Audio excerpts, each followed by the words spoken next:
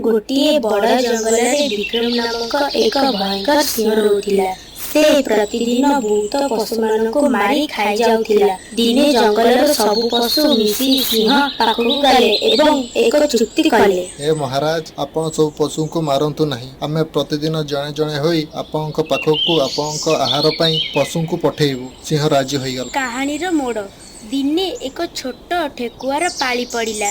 ठेकुआटी बहुत चतुर थिला। से सिंह पाखकु डेरी रे पहुँचिला। सिंह भोकरे गर्जन करी पचारिला, ए ठेकुआ, तू एते डेरी काहे की करू? महाराज, बाटरे मते आउ जण सिंह भेटिला।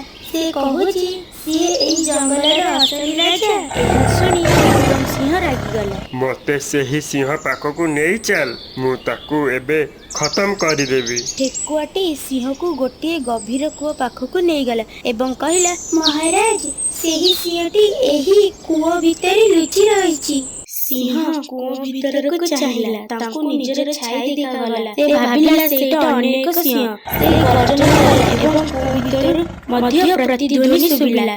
रागरे सिंहटी कूଅ भितरକୁ डेई पड़िला एवं प्राण हराइला। शिक्षा बड़ अपेक्षा बुद्धि बड़।